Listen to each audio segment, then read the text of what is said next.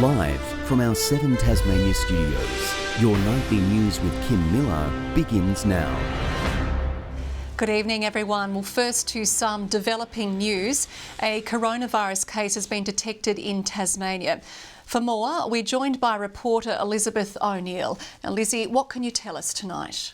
Good evening, Kim. A man in his 60s was receiving medical treatment in Melbourne where he tested negative for coronavirus. He was then transferred to Tasmania for further treatment and tested positive. He's currently in the Northwest Regional Hospital. The Premier is assuring Tasmanians that the public and patients are not at risk as a result of this diagnosis. We will see cases from time to time. But it's how we respond that matters. And in terms of the protocols that have been followed in this case, I'm assured that all infection control protocols were followed. Contact tracing is underway and the diagnosis brings the state's total to 228 cases, Kim. Well, GP Bastian Seidel and former newsreader Joe Palmer off to Parliament after a nail-biting final count in the upper seats of Huon and Rosevears. But there are still concerns over the future function of the Legislative Council, with the major parties now dominating the House. Victory in the palm of her hand. The last few hours were pretty tense, and I'll tell you, there were a few tears when the official result came in. We were both pretty emotional. The former newsreader scraped into Rosevears by just 260 votes after preferences, far from an overwhelming win for the government, but still a heartbreakingly close call for independent candidate Janie Finlay. There's no doubt that I did everything humanly possible for me with this community to deliver a great result here, and I'm really proud of that. In Huon, Bastian Seidel triumphed over sitting independent Robert Armstrong. The Labor MLC-elect says the hard work starts tomorrow. It's going to be 24/7 back to work just to make sure that we are putting the Huon back on the map, to make sure we get better services, better jobs and better healthcare in our region. The final count was delayed by a mammoth postal vote, a move designed to limit the risk of COVID-19. We've had basically 5 times the amount of postal votes in that we would normally have, and that's attributed to the fact that we sent out postal applications to individuals. With the major parties moving in on the upper house, some experts argue the shifting balance could threaten its function. I think the value of the House has been that it is a House that actually reviews things. This is democracy in action. The people have spoken, and I think those that want to criticise the people should stop doing so. The winners will be officially declared by the Commission tomorrow. Sean McComish, 7 Tasmania News. Pressure is mounting on the state government to roll out extra relief for those battling to pay their electricity bills. Social service groups say coronavirus restrictions combined with winter conditions are pushing many people to the brink, and things will only get worse. It's a service we use every day. But for the most vulnerable, the flick of a switch is a balancing act. What we find for Tasmanians who are experiencing difficult circumstances is that they often have to make a choice between whether they heat their homes or feed their families. With more people at home and the cold weather setting in, Aurora Energy says power usage has surged. But with a warning, the situation could get much worse. But what we will find at the end of September is that people will be plunged back into poverty and have to make those very difficult decisions about how they can afford the basics in life. The devastating impact of the pandemic demonstrated by one council. The Hobart Mayor revealing more than 5,000 jobs have been lost in the municipality, rising to nearly 9,000 when those on JobKeeper are included. Because the world isn't going to get back to completely normal. It is going to be a different challenge, and the world is always changing, so we need to ensure that our city and our economy is ready for those changes. Labor today renewing its calls for a government energy supplement to help ease the burden. They've been forced to stay at home, doing the right thing by the community and following the government's instructions. They shouldn't be financially penalised for doing the right thing. The government's not beyond looking at other means, but at this point in time, of course, we'll leave it and wait and see what happens as far as the pandemic goes. The government said it's already taking action to drop power prices. John Hunt, 7 Tasmania News. Tasmania is expecting some wet days ahead, with the state's northwest predicted to be drenched. Persistent rain is expected from tomorrow. Some areas could see more than 100 millimetres fall between tomorrow and Friday. It's a dramatic change for the area after the driest July on record. The wet weather is set to shift to the state's east on Saturday and Sunday.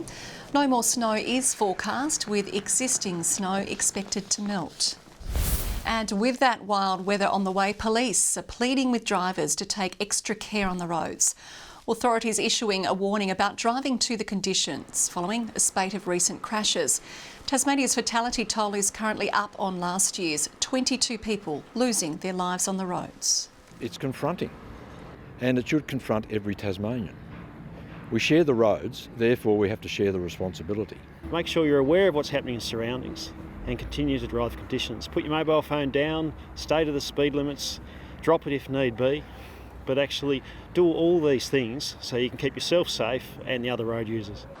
Police say speed has been a leading factor in many recent collisions. The pandemic has changed the work situation for many Tasmanians, but spare a thought for our state's sniffer dogs. A significant decrease in passenger numbers has seen their work hours heavily reduced. Meet Hunter. After years working on the front line, keeping our borders safe from unwanted goods, he's now enjoying retirement, spending his days on a farm in the state's northwest. But it has been a lifestyle adjustment. For the first 2 weeks at home, he was up every morning waiting to go with me, but now I don't even see him of a morning. Many of the state's Detector dogs have more free time. With passenger numbers plummeting as a result of our borders being locked, Biosecurity Tasmania has had to be creative to keep the dogs entertained. There's more exercise coming into play because we're not doing that exercise in the airport. And we do lots of training with them in between. Perfect time now with the airport really quiet. We can set the airport out with boxes and do training like that. And it's certainly paying off. When you come in at the airport, you might often see them stop at someone and the bag will get searched and nothing will come out. That's because there has been fruit in that bag in the last 24 hours and the dogs will find that. And if you're in the market for a new furry friend, Biosecurity Tasmania does rehome retired dogs with families. But be warned, they can be quite cheeky. Elizabeth O'Neill, 7 Tasmania News. Tasmanian performers struggling during the pandemic can now apply for a portion of the federal government's Live Music Australia program. Designed to bring homegrown performances back to the stage, the program will support venues to host gigs as restrictions ease, as well as local talent. $20 million in funding will be rolled out over the next 4 years, with the first round of grants now open. Live music performances contribute more than $15 billion to the Australian economy. Tasmanian businesses are being encouraged to put their brains together to raise money for mental health research. The second annual Mind Games competition was launched this morning, calling for 50 local businesses to battle it out in a series of challenges designed to test participants' thinking. The money raised will go to the Menzies Institute to fund research into workplace mental health. Social isolation is a major risk factor for mental ill health, and the fact that people have been more socially isolated than ever needs a lot more research. Last year's inaugural competition raised more than $70,000. To the TSL now, North Hobart is considering whether to hand Bailey Walker the task of containing Pies forward Jay Bowden after the 20-year-old's fine work against Launceston, while Glenorchy is said to add plenty of years to its list. These proud blue-collar clubs Jeez, you've got a stylist.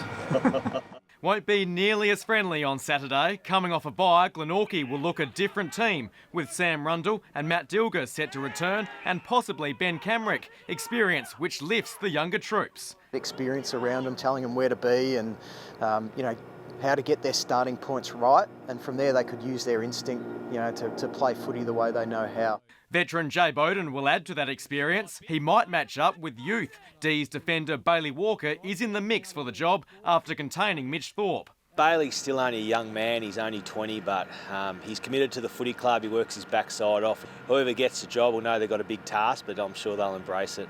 Glenorchy's focus is also off the field. Club legend Peter Hudson made an emotional pitch this week to help the club survive COVID-19 and beyond.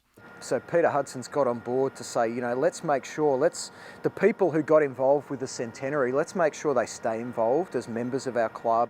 To hockey, Derwent is climbing the ladder after thrashing University 8-2. Angus Bolton the difference with a hat-trick. Credit to the rest of our forward line because they all hit the scoreboard as well, and everybody seems to be picking up that form too, not just me.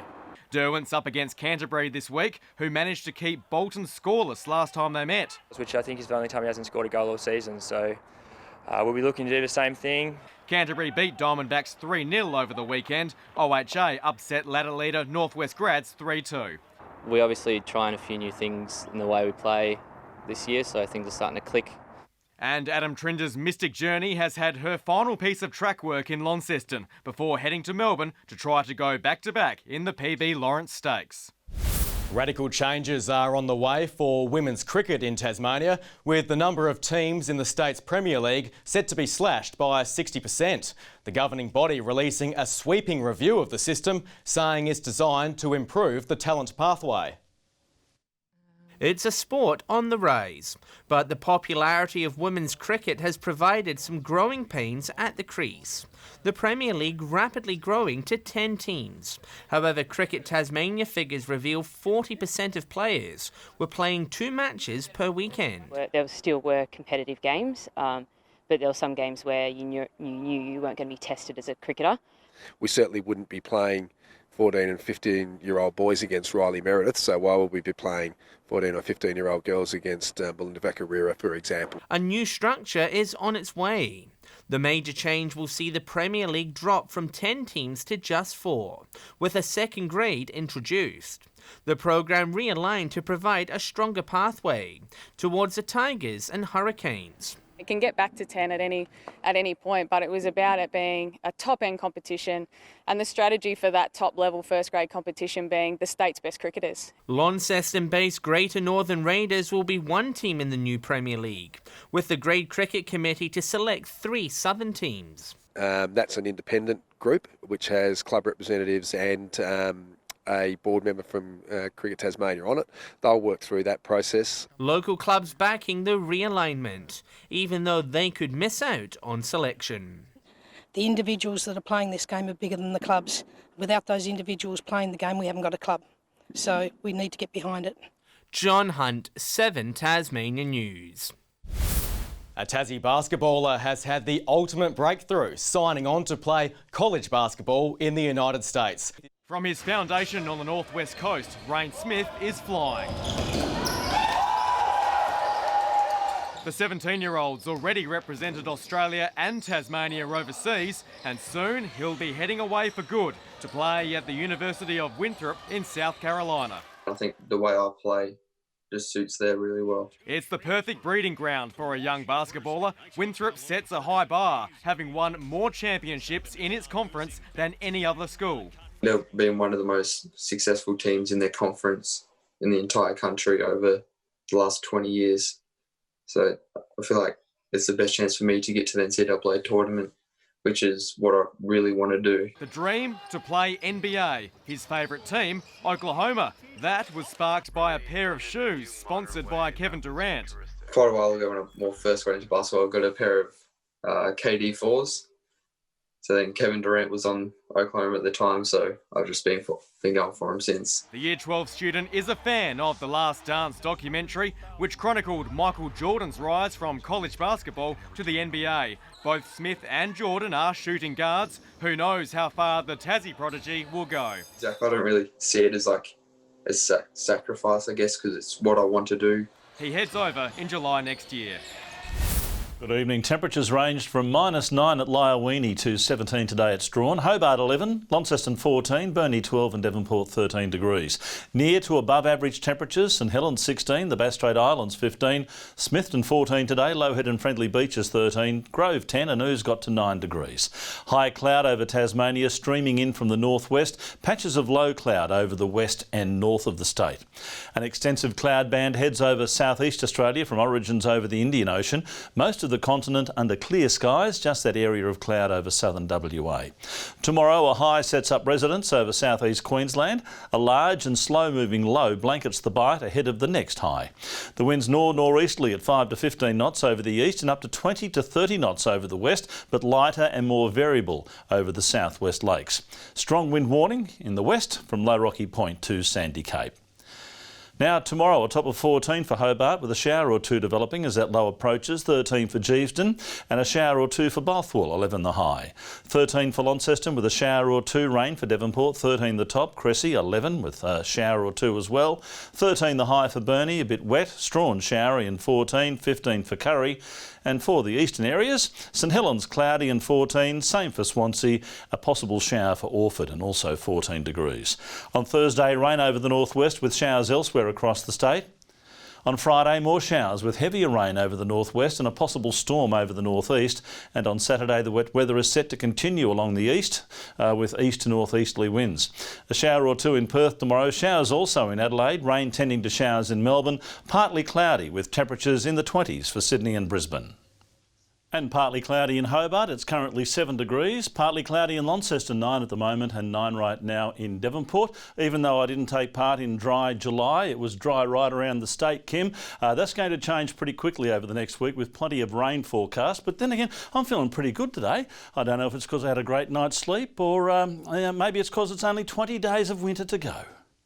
Oh, beautiful. Summer is on the way. Thank you very much, Murph.